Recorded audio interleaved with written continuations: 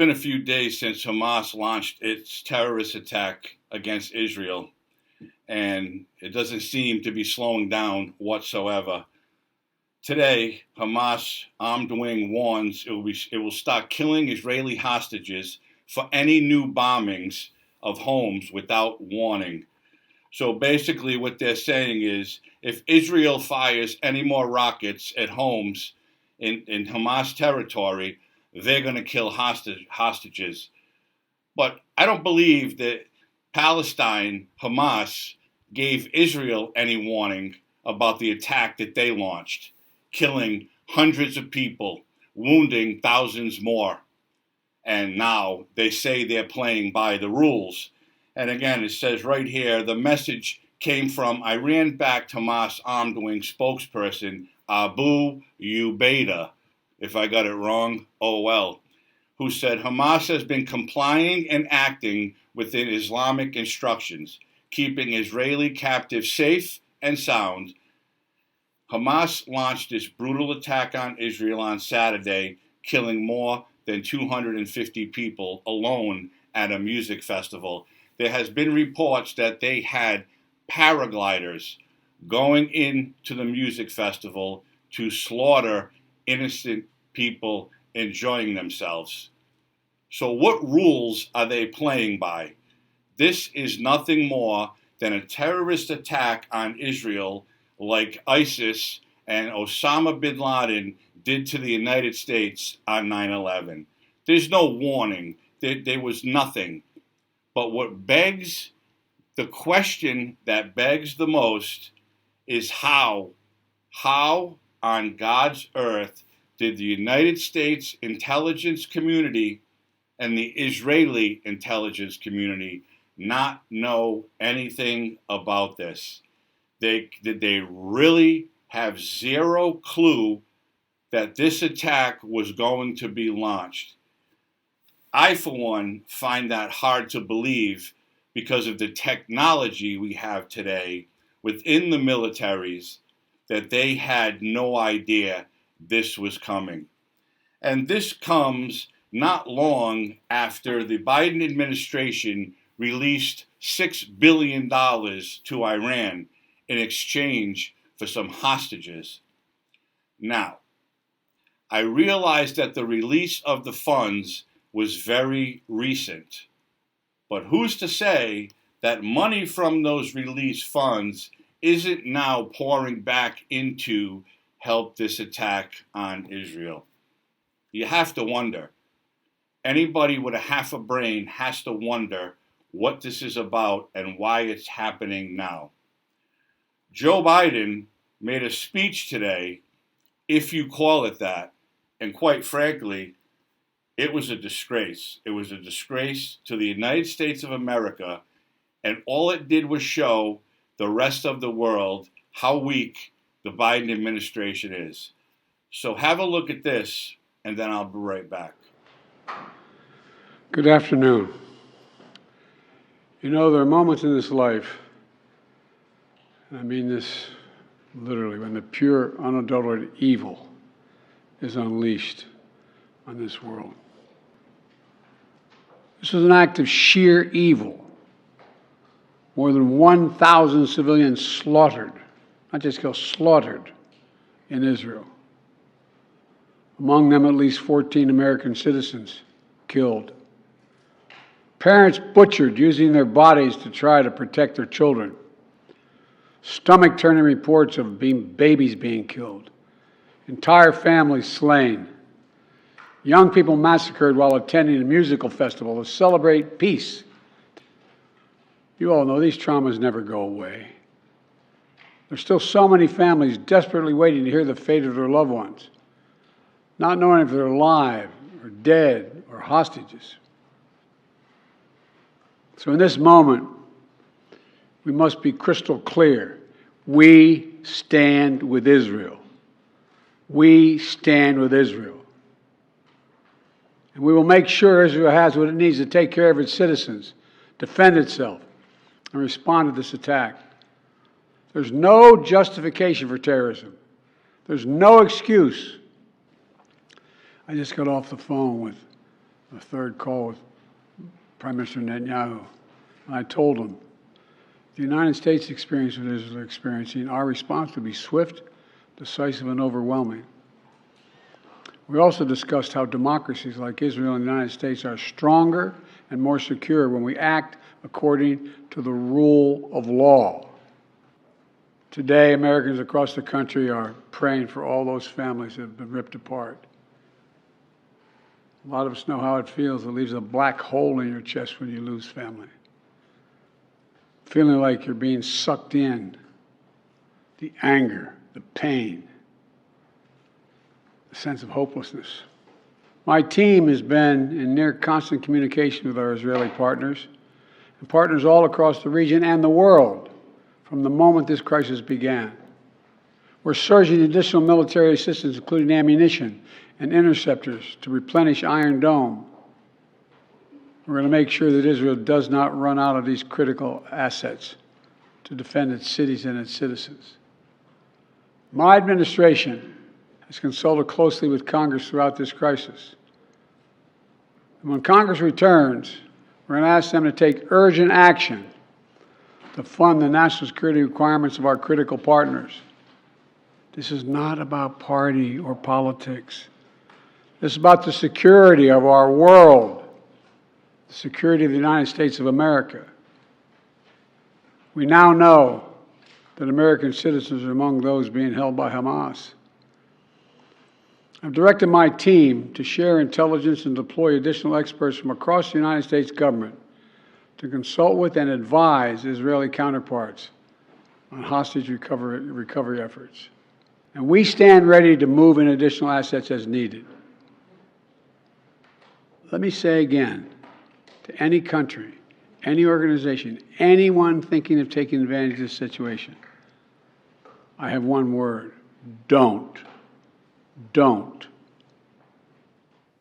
So I don't know about you, but if I was a world leader and I was against the United States, I wouldn't be frightened in the least from that speech.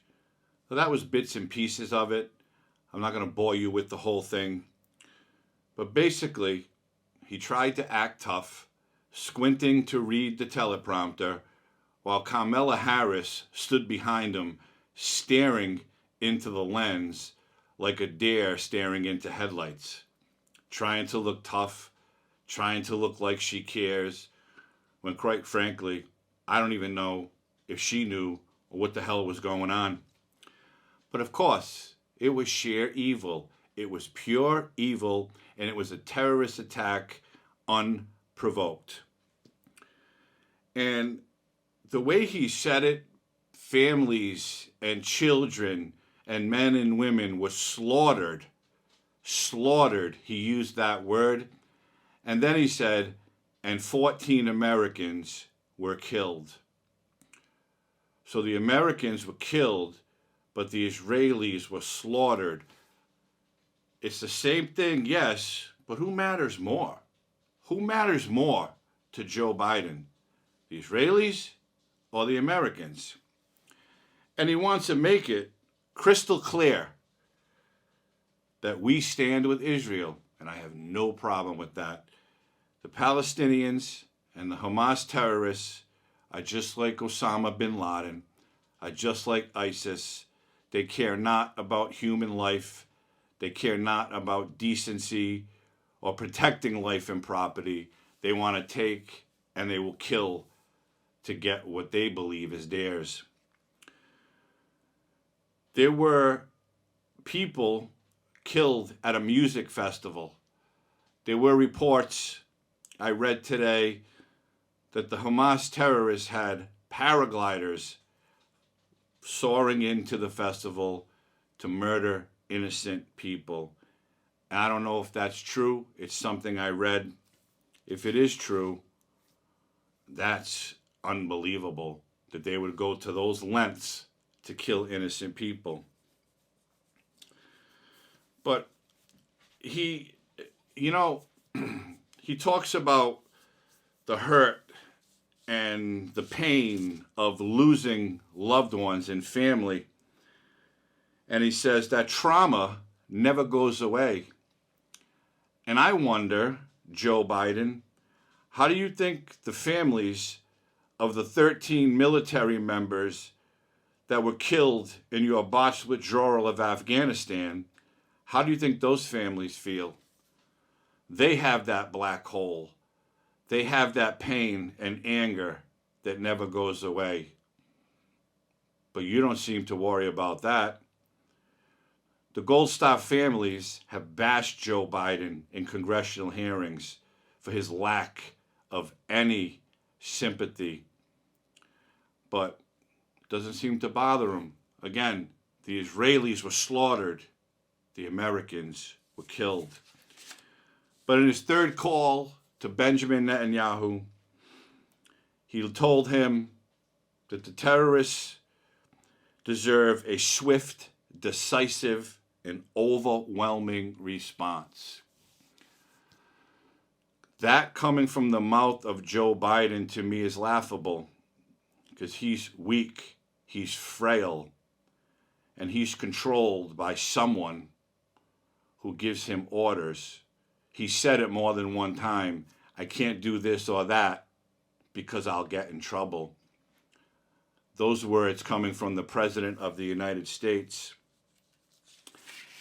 And he's promising ammo and missile interceptors to be used if their Iron Dome missile interceptors go down, which again, I got no problem with that.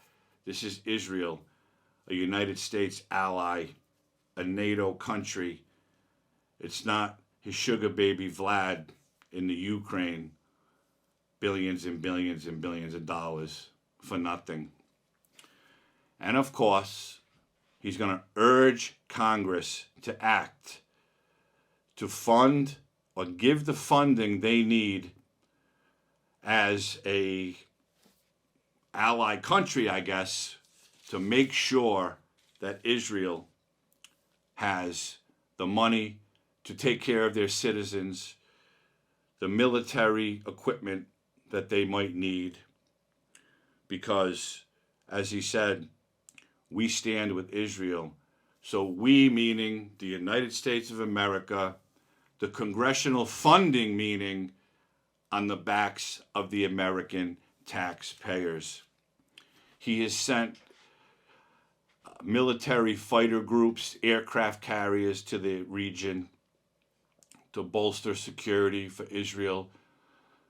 And this makes me wonder, and I think everyone should be wondering, is this the beginning of something that's going to be going on for years and years, like the war on terror? Is this the beginning of something that the United States military are going to have boots on the ground to fight alongside Israel? I don't know. That remains to be seen. But if you recall, just last week, the United States federal government did a test of an emergency broadcast system to all of our electronic devices, cell phones, computers, televisions, you name it. That message was sent to it. And a few days later, Hamas launches this attack on Israel. Coincidence? Probably. But anybody who thinks about what's happening in this world today has to wonder. So what do we do now? We wait and we see how much money is going to be spent, see how many U.S. service members are going to be sent, because this is very early, and quite frankly, I don't think it's going to end anytime soon. And at the end of that speech, he tried to look tough again, and he warned any country who wanted to harm the United States or get involved in this Israeli conflict. He said he has one word: don't. Don't. You think anybody was frightened by that? The United States of America has been a laughingstock around the entire world since Joe Biden became president. So I'm pretty sure if any country wants to do harm to us or anyone else, they certainly are not scared of Joe Biden and every single failure that has come from this administration. Failure. I don't feel confident in that speech. I don't feel comfortable that the United States military won't be dragged in to another war that goes on for years because the leadership of Joe Biden is weak. Okay? He just wants to give money, give military equipment, basically reducing the amount of military equipment that we may need, God forbid, someday, because he's given it to Ukraine, and now he's going to give it to Israel. But he's telling other countries who want to cause us harm, don't, as he squints to read the teleprompter. That was a disgraceful speech. I, for one, if again I was a world leader, would not be intimidated in the least by anything that Joe Biden says, because every world leader knows, whether they're with us or they're not with us, that Joe Biden is frail, he's weak, and he's a failure. And he's failed the country he supposedly loves.